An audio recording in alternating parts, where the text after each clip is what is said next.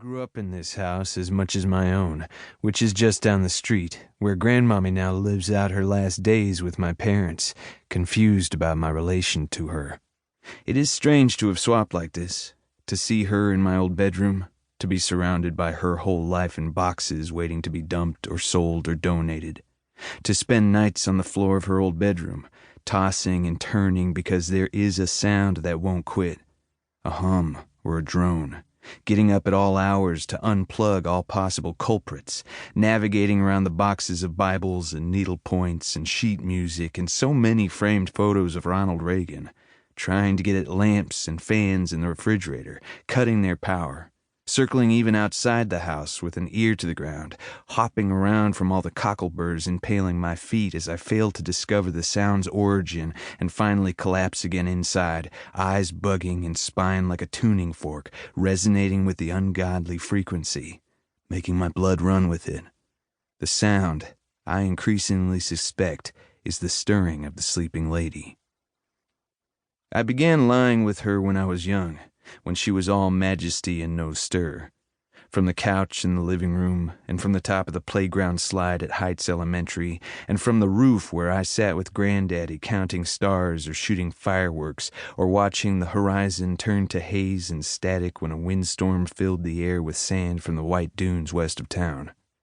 From these vantage points I could lie on my side and close one eye and stretch my arm out, and it'd look like I was holding her, resting next to her and keeping her close, not desperately but just sort of lounging, draping one limb nonchalantly over my big mountain lady.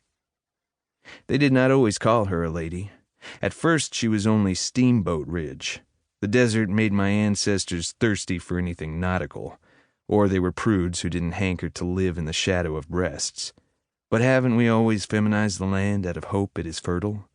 Please perpetuate and sustain us, Mother Earth. It is hard to suckle at the teat of a steamboat. We long to be coddled, but also seeing ourselves in the land is a defiant declaration of victory. Which of us won in that ancient battle against nature? You, mountain, are in our image. See our conquering queen rest.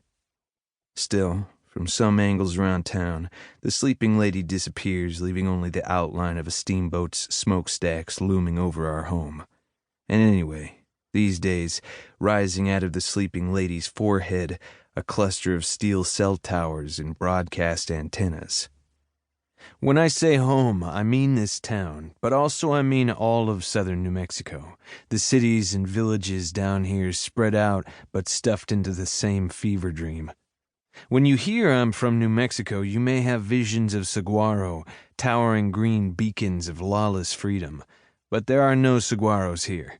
You will only ever see a saguaro in New Mexico when you are high on drugs. They do not grow here, but no one believes us. They are your icon of the West. For us, they are signposts of a myth we didn't make, tentacles of the hallucination. When you hear I'm from New Mexico, you may have stories of Albuquerque and Santa Fe and Taos, the famous towns up north. There is no easy way to explain that here in the underbelly, south of the 34th parallel, which cuts the state in half, things are different. We use the abbreviation S&M for our home, and maybe that is a good explanation, how there is something awkward but accurate in the way it comes off the tongue like S and M.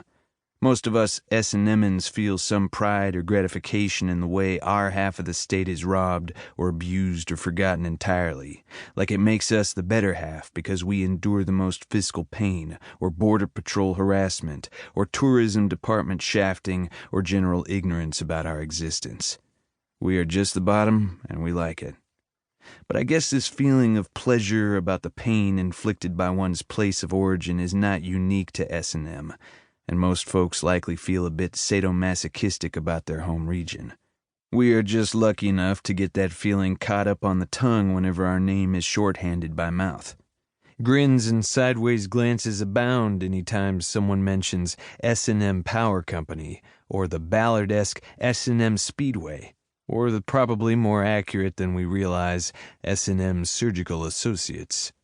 Or, my favorite, S&M Human Development, which is a rehab where you go to get set straight for doing too much of the bad things that make you feel good.